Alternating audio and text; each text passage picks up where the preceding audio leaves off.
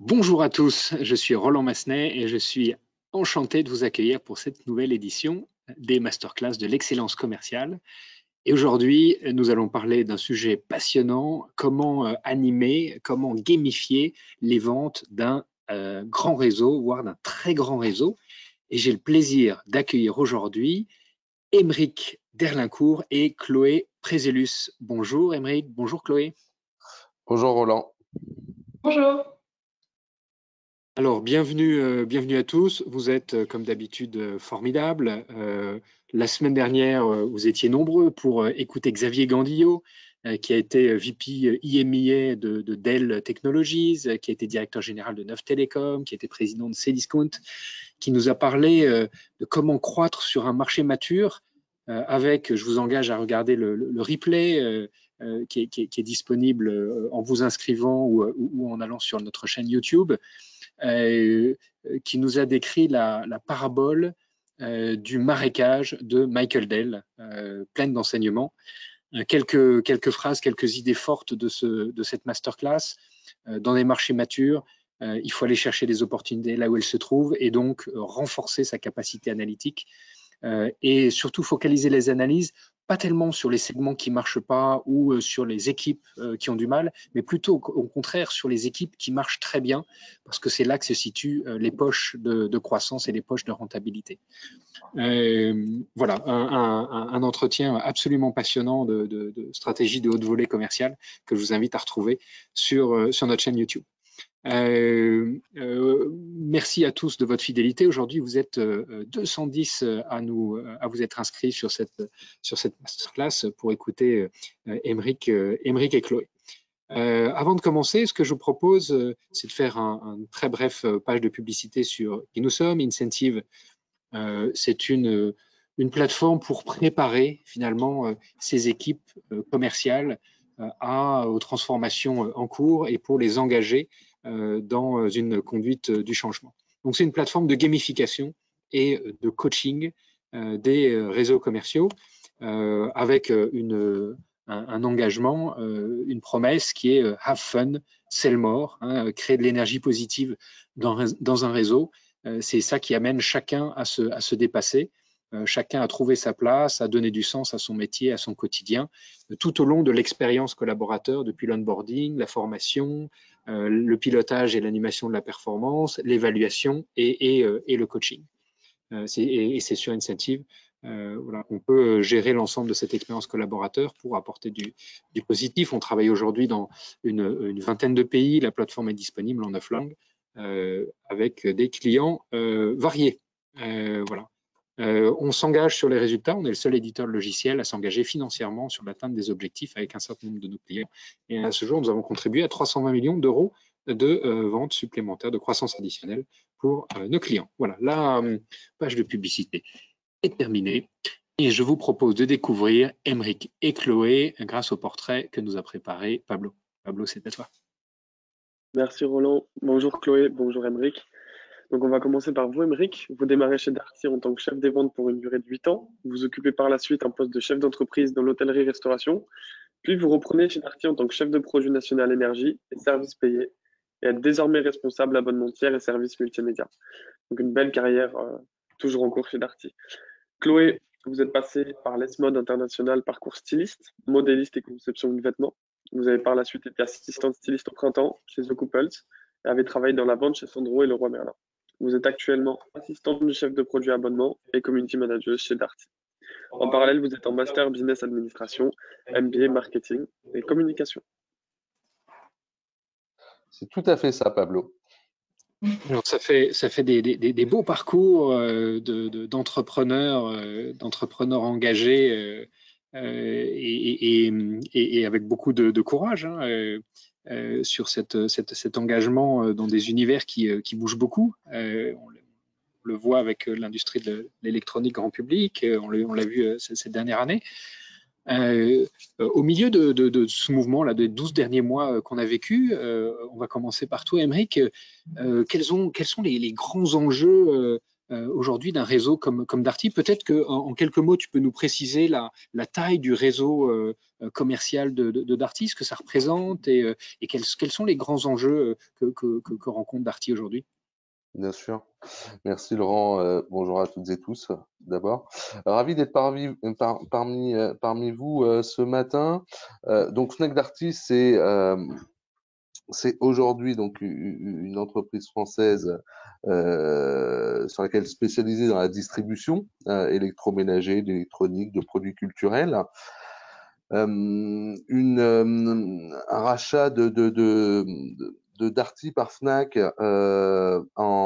y a plus de 3 ans maintenant a permis de devenir un leader européen de la distribution omnicanale. Et aujourd'hui, Fnac Darty, ça représente plus de 900 magasins. Si on regarde, c'est un peu plus de 200 magasins Fnac, dont une partie en franchisé, et 435 magasins Darty, intégrés franchisés également. Là-dessus, le groupe Fnac Darty, c'est également Nature et Découverte, notamment avec 85 magasins. Aujourd'hui, le groupe, c'est 25 000 collaborateurs dans le monde, et sur ces 25 000, on en a un peu moins de 20 000 en France. Voilà. Ça, c'est l'ampleur du groupe, si vous voulez, Fnac Darty. Ce qui fait, et ce qui a fait comment s'est construit finalement notre force, et ce qui fait aujourd'hui notre position de leader, il y a deux choses. C'est qu'on a un réseau de magasins qui est en constante expansion. Donc, ce qui est plutôt très positif, notamment dans les périodes que l'on a vécues. Mais Fnac Darty continue tous les mois à ouvrir de nouveaux magasins pour renforcer la proximité avec nos clients. Donc, on continue à développer ce réseau, notamment via une partie de magasins franchisés dans des zones de chalandise sur lesquelles nous étions moins présents. Et le fait d'avoir un maillage territorial qui s'étoffe et de plus en plus fin, finalement, nous permet de développer et de capitaliser sur de nouveaux modes de consommation attendus par nos consommateurs, type le click and collect. C'est une tendance assez générale. On voit le succès de Franprix qui en est à son millième point de vente, je crois, en France, là, qui a, dans le format a explosé en quelques années. Ce format-là qui s'appuie sur l'extraordinaire tradition de service de Darty. Aujourd'hui, là, dans ce nouvel environnement, alors que l'e-commerce se développe aussi beaucoup pour Darty, quels sont les grands enjeux auxquels fait face l'enseigne Darty plus spécifiquement, Aymeric? En fait, notre ambition dans ce nouveau monde, elle est assez claire. C'est d'être au quotidien et dans la durée l'allié du consommateur pour l'accompagner dans les usages quotidiens de son foyer, mais également, et vous l'avez peut-être vu avec la publication de notre nouveau plan stratégique, autour d'une consommation durable. Donc c'est notre gros enjeu et notre grosse ambition aujourd'hui, c'est d'être l'allié du client pour l'aider à faire les bons choix. Voilà. Alors, Chloé, quels sont, est-ce que tu peux nous parler un peu plus spécifiquement de la communauté des commerces, des conseillers et des chefs de vente chez Darty, et quels sont les grands enjeux d'animation de cette communauté qui est très variée, très diverse, avec des jeunes, des un peu moins jeunes, des profils qui ont des profils très techniques, d'autres plus commerciaux. Quels sont les grands enjeux d'animation d'une communauté aussi large? Du coup, pour animer le côté Darty, on se sert de la plateforme Incentive. Donc, Notre but, ça va être vraiment de pouvoir communiquer du contenu régulièrement et rapidement. C'est l'avantage de cette application, c'est qu'on peut vraiment avoir une communication rapide, instantanée. Notre but, donc on va avoir 2 gros enjeux majeurs, ça va être de valoriser les performances services, donc de pouvoir motiver les vendeurs à proposer encore plus de services à nos clients parce que ça va totalement dans le sens de notre plan stratégique d'accompagner finalement le client jusqu'à chez lui. Et on va avoir un deuxième enjeu qui va être aussi tout le côté formation, e-learning finalement que permet l'application. Donc, par le biais de communication régulière, on va pouvoir aider les vendeurs, leur donner des tips de vente pour étayer leur argumentaire de vente et d'avoir l'argumentaire le plus juste et le plus complet possible. Oui, parce que finalement, on assiste à une transformation assez rapide des comportements d'achat. Hein. On fait beaucoup plus de recherches sur Internet et donc l'acheteur, le client qui arrive dans un magasin, il a parfois des questions très concrètes, très précises, très, très expertes hein, sur les produits. Et donc, si l'acheteur achète différemment, j'imagine que le vendeur, il doit aussi vendre différemment, non?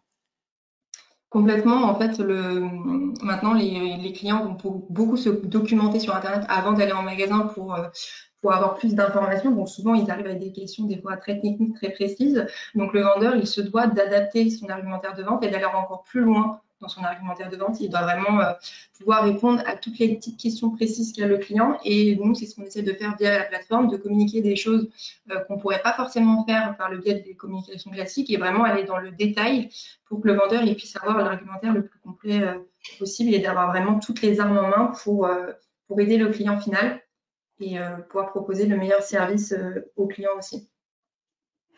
Et alors, juste pour mon information, un vendeur, il doit maîtriser combien de types de produits ou de gammes de produits. Un vendeur moyen chez Darty, il a combien de marques ou combien de produits en tête dans ses parcours de formation? Alors, tellement ils sont nombreux, je ne saurais pas te répondre précisément. Ils sont trop nombreux pour pouvoir les compter. En termes de volume, mais en termes de produits, on est sur plusieurs centaines de produits, de références, d'univers. On a un vendeur n'est pas, enfin les choses ont évolué, hein, mais aujourd'hui un vendeur n'est pas dédié à un seul rayon ou un seul univers. Ils sont bien souvent relativement diversifiés sur les univers concernés. Et sur la partie services et abonnements sur lesquels nous avons embarqué avec Incentive via l'application, nous sommes sur une bonne trentaine de services aujourd'hui commercialisés et nous en avons sélectionné une partie pour embarquer et pour améliorer, parce que c'est l'enjeu qu'on a aussi de l'application, c'est améliorer l'expertise de nos vendeurs, comme tu disais tout à l'heure, qui est finalement une nécessité pour être au plus juste dans la réponse aux questions clients et également aux nouveaux modes de consommation.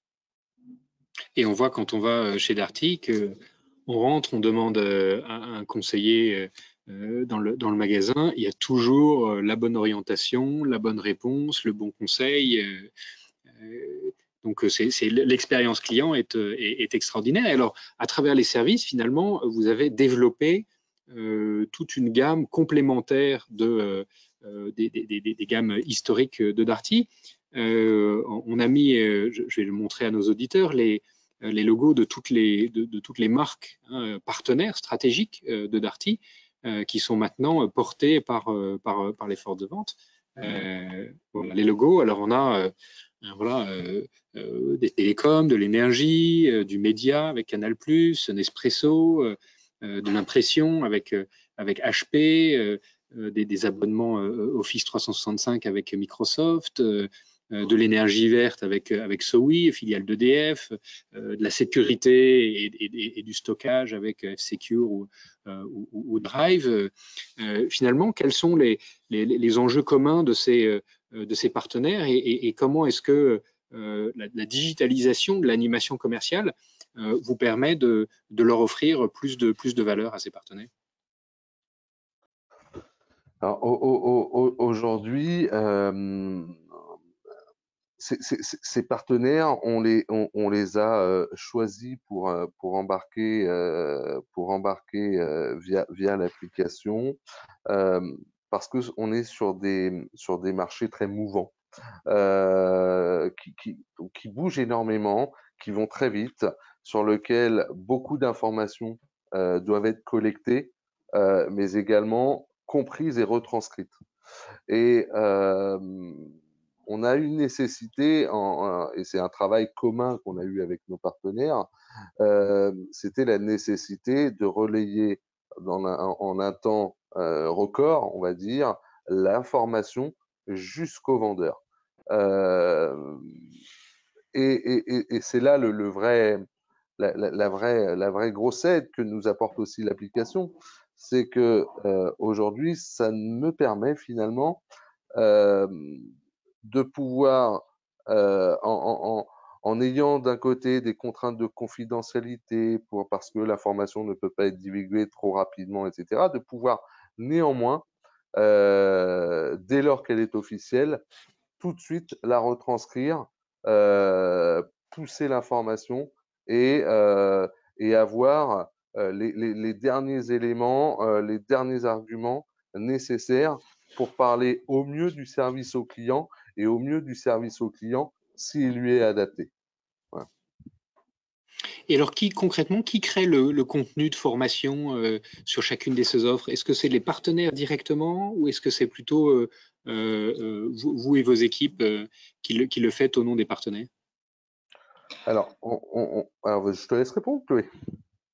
Comme tu veux. Ça dépend. Il y a des partenaires avec qui on travaille en étroite collaboration, qui nous proposent du contenu. Donc, on a des points réguliers où on va établir une roadmap de communication et on va diffuser du contenu en fonction de ce que veut le partenaire et de ce que nous, on veut. Donc, on se met d'accord sur quelle communication va plaire aux vendeurs, quelle communication est intéressante à communiquer dans quel temps. Et il y a des partenaires qui proposent un peu moins de contenu. Donc, du coup, là, ça va être plus un travail avec les chefs produits directement. On va créer du contenu, on va essayer de chercher du contenu aussi. Parfois, je mets des réseaux sociaux parce que les marques partenaires utilisent des réseaux sociaux comme beaucoup de marques. Donc, ça nous permet d'avoir du contenu aussi en dehors des partenaires directement. Donc, en fait, on a ce double travail en collaboration avec les partenaires et de création pure avec les chefs produits. Alors finalement, ce rôle de transmission du savoir, de transmission de l'expertise, historiquement, on s'appuyait beaucoup, notamment dans le retail, sur le management de proximité, hein, les chefs de vente, les directeurs de magasins, les chefs de rayon.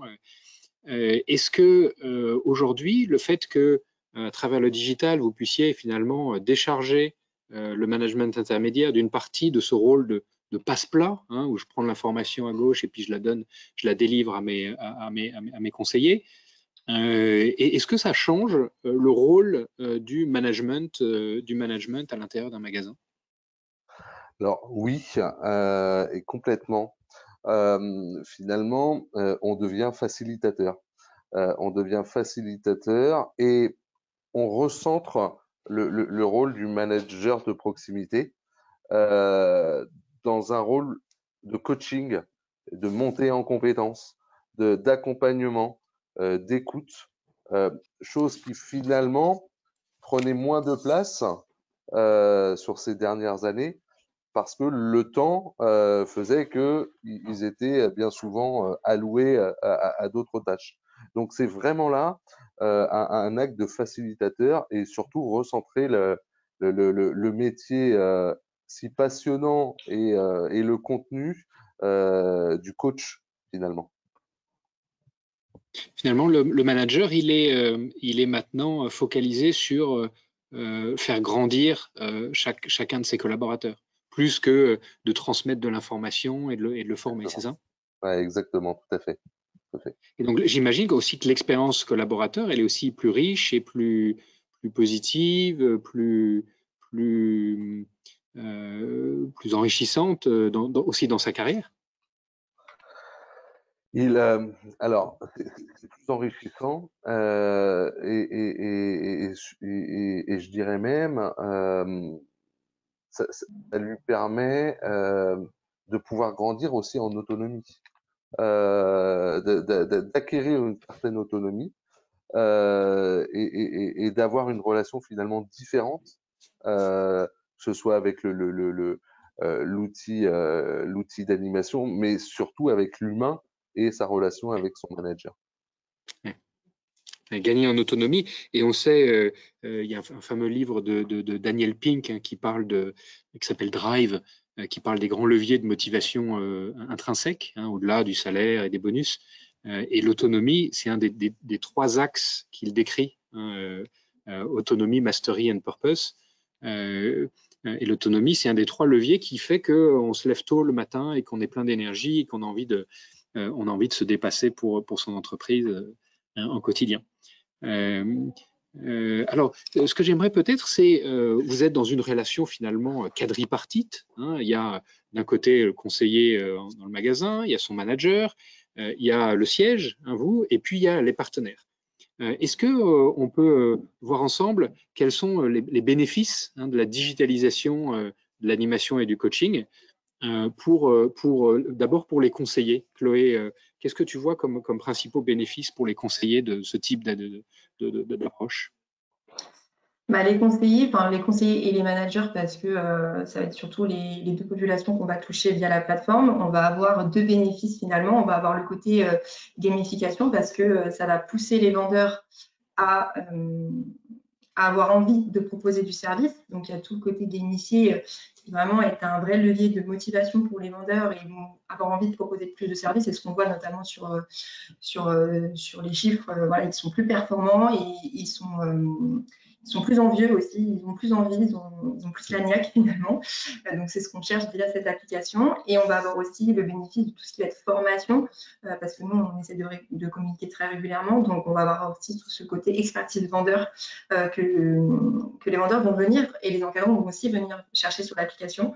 Donc, on va avoir vraiment ces 2 bénéfices. C'est ce qui nous est remonté en termes de feedback, hein, que voilà, tout le côté animation qu'on met vraiment en avant, qu'on essaye de pousser au maximum, c'est quelque chose qui plaît aux vendeurs et c'est des choses qui vont nous demander de pousser aussi encore plus pour qu'eux, ils aient envie. Donc finalement, c'est donnant. Nous, plus on va leur donner, plus ils vont nous donner et c'est vraiment ce rôle de vice-versa et ce qu'on essaie de mettre en place. L'avantage, c'est qu'on a une communication très rapide, donc ça nous permet aussi d'avoir des remontées terrain très rapides et des communications 4.0 finalement. Mais les remontées terrain, c'est aussi ce qui permet à l'organisation d'être agile et de réagir plus vite dès qu'il y a une opportunité d'amélioration du service client ou des produits. Et alors pour le siège, quels sont les bénéfices, Aymeric, que tu vois de la digitalisation, de la planification, à la fois de la formation, de la remontée des données et de la gestion des challenges, la gestion des dotations, etc. Pour la partie siège, juste pour continuer aussi ce que disait Chloé, finalement le développement de l'expertise et de la passion de nos milliers de vendeurs embarqués, elle est réussie parce que on les forme mieux avec cette application. Ils sont mieux outillés et puis ils sont mieux alimentés en data. Donc, cela crée finalement pour le siège une émulation en interne pour les vendeurs, puisque ils vont avoir toute la data et ils vont pouvoir aller chercher l'information, se benchmarker, se rendre compte si finalement ils sont au bon niveau d'attente sur les différents univers. Ça permet également pour le siège d'alléger les outils de communication que l'on pouvait connaître jusqu'alors, de les rationaliser également, parce que la complexité, c'est que dans nos métiers, l'information peut venir de nombreux flux différents, et telle qu'elle peut être perçue n'est sans doute pas le message que l'on voulait passer également. Et finalement, le bon message qui souhaite être passé via les enjeux stratégiques de l'entreprise arrive directement à nos vendeurs qui, eux, au quotidien, sont nos pépites pour construire le résultat de l'entreprise. Alors, développer l'expertise et la passion, ça c'est une belle mission et c'est des beaux bénéfices et je suis tout touché voilà, que ça puisse avoir, qu'Incentive puisse avoir ces impacts, ce type d'impact. Pour les partenaires, qu'est-ce qu'ils attendent de cette nouvelle relation avec Darty et avec les forces de vente de Darty? Pour les partenaires, l'enjeu majeur, c'est d'avoir un contact privilégié avec les collaborateurs. L'enjeu majeur, il est là, et de s'assurer finalement que leur produit est parfaitement connu par l'ensemble des équipes. Tout à l'heure, j'évoquais une trentaine de services. Il n'est pas toujours simple de toucher l'ensemble des collaborateurs et de s'assurer de la bonne compréhension. Donc, ça a un vrai, pour eux, il y a un enjeu de visibilité, très clairement, de compréhension des offres et d'adhérence du terrain. Voilà. Donc, c'est une communication renforcée finalement en direct avec les forces de vente. Et ce que tu disais tout à l'heure, c'était vraiment dans les deux sens. C'est-à-dire, je descends de l'expertise, je descends du contenu, et puis aussi j'ai un retour temps réel pour finalement resserrer la courroie de transmission entre les partenaires d'un côté et puis les équipes en magasin, c'est ça? C'est tout à fait. Et ce qui est important pour nos partenaires, c'est la remontée d'informations.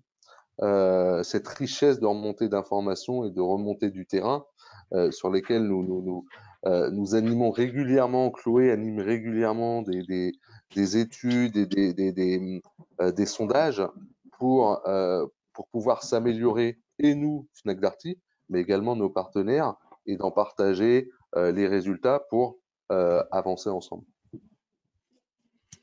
Alors les résultats, finalement, c'est ça qui compte, hein, c'est Incentive, la mise en œuvre d'une plateforme de gamification et de coaching digital, ça a un coût. Ça a aussi un impact sur les résultats.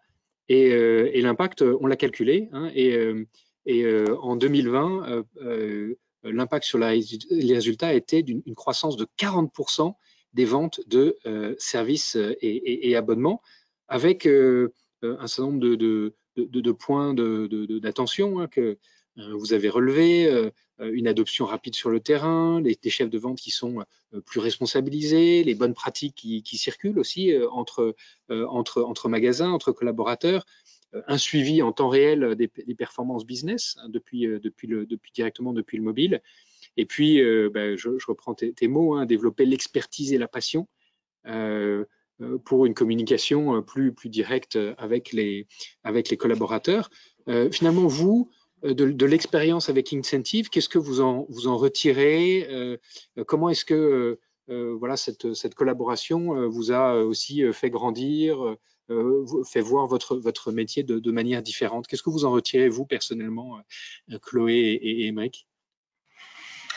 Alors moi personnellement, j'avais jamais fait le métier de community manager, donc ça m'a permis de voir les rouages d'un vrai community manager, parce que voilà, c'est tout ce côté roadmap, recherche de contenu. Il y a aussi le côté animation des vendeurs, parce qu'on fait des challenges avec les chefs produits pour les vendeurs inscrits sur l'application. Donc j'ai vraiment finalement un poste à 360 parce que je fais aussi bien de la formation que de l'animation vendeur. Donc moi, c'est une facette que je connaissais pas du tout, et ça m'a permis vraiment d'apprendre les rouages et d'avoir aussi des contacts avec les partenaires, donc voir comment on travaille avec les partenaires. Donc c'est aussi c'est très riche en termes d'apprentissage. Et puis j'ai ce côté terrain aussi, puisque moi je fais vendeuse avant, donc j'aime beaucoup cette relation avec le terrain, parce que voilà, c'est comme ça que j'ai travaillé au début. Et j'ai aussi ce contact-là proche avec le terrain, et c'est ce qui me plaît énormément. Donc vraiment très bénéfique et très enrichissant pour moi. Ce qui est important, c'est que finalement, dans nos métiers et dans les directions sièges que l'on peut connaître, et si on regarde spécifiquement dans mon métier aujourd'hui, on conçoit les offres de services, nous sommes garants du marketing des offres, on en organise la distribution, le référencement, dans une approche d'améliorer les conditions de performance et en amélioration continue. Mais finalement, on s'est rapproché du terrain. On s'est rapproché du terrain et ce qui était essentiel, puisque finalement, on travaille sur beaucoup de choses, on imagine beaucoup de choses, et le feedback et le partage avec le terrain que l'on peut avoir aujourd'hui, on avait beaucoup moins finalement auparavant, est essentiel dans la réussite de l'ensemble des enjeux et des projets que l'on peut amener à vouloir faire avancer. On s'est rapproché du terrain, on a découvert un nouveau métier. Sur cette belle conclusion, on va terminer notre entretien. Ça fait déjà 30 minutes, ça passe très très vite. On aura envie de continuer cet échange qui est passionnant. Merci Chloé, merci Aymeric. On a quelques idées bonus pour nos éditeurs si vous voulez aller plus loin. Une vidéo que vous trouvez sur YouTube ou sur TEDx, le site de TEDx, sur la gamification de Yukai Shu, qui est absolument passionnante, un TEDx de Lausanne. Et puis le livre qu'on a mentionné tout à l'heure autour de qu'est-ce qui nous fait, qu'est-ce qui fait qu'on se motive le matin. Le livre de Daniel Pink qui s'appelle Drive. Qui est absolument passionnant. C'est d'ailleurs sur Daniel Pink a été une des sources d'inspiration pour créer le modèle TISA de motivation d'incentive, qui est un modèle en quatre blocs transactionnel, individuel, social et aspirationnel, qu'on pourra détailler dans une autre masterclass, qui permet de mesurer concrètement l'impact et l'effet motivationnel des différentes actions qu'on met en œuvre. Un grand merci Chloé et Aymeric pour cet échange. Si vous avez encore quelques minutes, je serais absolument ravi de vous garder pour les questions de nos auditeurs. On a à peu près 15 minutes ensemble, si vous êtes encore disponibles, Aymeric et Chloé. Oui, c'est sans problème. Avec plaisir. Merveilleux. Alors, si vous voulez poser des questions, vous allez dans l'interface GoToWebinar sur la droite de votre écran et vous pouvez poser en live votre écran et Pablo va lire les questions que vous posez. Oui, donc on a déjà... Est-ce qu'on a des questions? Ouais, on a déjà eu quelques petites questions. Du coup, Olivier nous demande, est-ce que le flux des infos sont top-bottom ou est-ce que les vendeurs partagent aussi leurs expériences et best practices? Chloé, je te laisse peut-être répondre. Alors, je ne sais pas si c'est moi, mais ça a un petit peu coupé. Je n'ai pas entendu toute la question. Je vous la repose sans problème. Est-ce que le flux des informations sont top-bottom ou est-ce que les vendeurs partagent aussi leurs expériences et best practices? Alors, du coup, au début, c'était plutôt nous qui communiquions.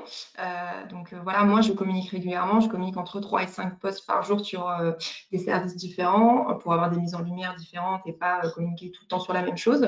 Et j'essaie vraiment de cultiver cette culture du partage et cet échange de bons tips. Donc, on a de plus en plus de vendeurs qui vont aussi communiquer sur la plateforme sur des bonnes pratiques, des arguments forts, des astuces finalement. Et c'est ce qu'on essaye de cultiver aussi parce que c'est très important finalement. Ce langage de vendeur à vendeur, c'est très précieux. Il n'y a rien de mieux finalement qu'un vendeur qui parle à un autre vendeur. Donc nous, on essaye de vraiment mettre ça en place. On a de plus en plus de vendeurs qui se parlent entre eux, aussi des encadrants qui vont féliciter des vendeurs via la plateforme. Donc voilà, on a vraiment aussi cet échange terrain entre eux directement finalement. Et en parallèle, on crée également des événements de partage régulièrement sur des axes et des sujets bien précis que l'on souhaite développer parce que c'est le sujet d'actualité du moment, parce que c'est un sujet sur lequel on peut être en difficulté, et donc on les incite et on crée des événements de partage très régulièrement sur lesquels on a pas mal de retours très positifs et surtout de bonnes partages de pratiques. Merci beaucoup. On a une deuxième question de Florian. Comment mesurez-vous l'impact de l'application sur les ventes en termes de quantité et la montée en expertise en termes de qualité? Alors, l'impact sur les ventes, il est assez simplement calculé puisque finalement, on regarde la performance, l'évolution de performance en volume ou en qualité, hein, peu importe, selon les critères, selon le taux de connexion et le taux je vais l'appeler d'addiction, mais c'est pas le bon terme, le taux de connexion de nos collaborateurs. Ce que l'on constate très nettement, c'est que nos collaborateurs connectés quotidiennement dégagent des performances bien au-delà des 40% que Roland évoquait tout à l'heure en termes d'évolution. Et finalement, on arrive à le lire assez simplement comme ça. Entendu. Merci beaucoup. Et tout ça comparé à une tendance marché ou business en parallèle, bien entendu. Donc, ce que tu dis, Aymeric, c'est qu'il y a une corrélation directe entre l'apprentissage, la volonté du collaborateur de s'impliquer, d'apprendre et de s'intégrer dans cet écosystème digital d'animation et sa performance commerciale. Tout à fait. Tout à fait. Et c'est très clairement lisible sur sa performance commerciale.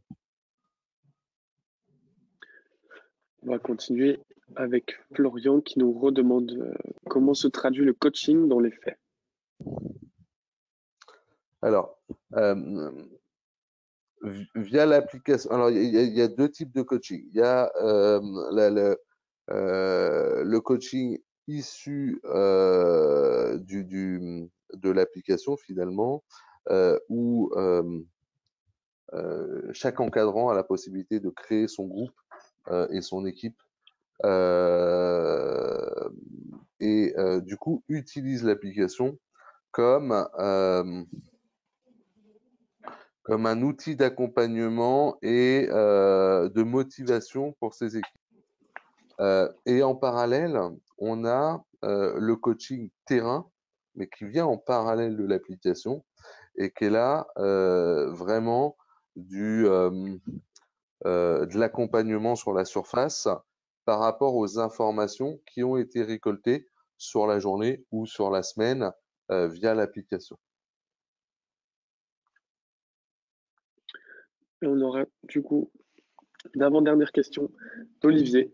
Comment gérez-vous le temps que peuvent passer les vendeurs sur NCCI en temps journalier, en dehors des heures de travail?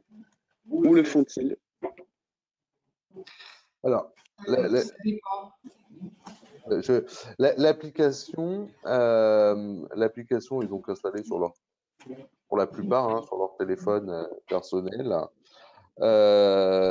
Et elle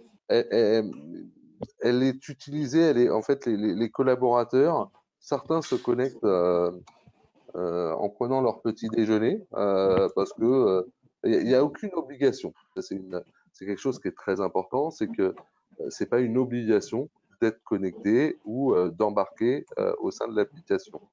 Et finalement, chacun adapte selon ses temps de pause dans la journée ou son activité même en parallèle pour accéder à l'information. Et on voit, hein, on a certains collaborateurs qui nous envoient des petits messages en dehors de leurs heures et d'autres où ça va vraiment être sur leurs heures de pause, sur les moments un peu plus faibles de la journée qu'ils peuvent avoir sur la surface. Merci beaucoup. On aura du coup une dernière question. Alors, pardon. Donc du coup, on aura une dernière question aussi. Comment donner de la reconnaissance à ses meilleurs partenaires?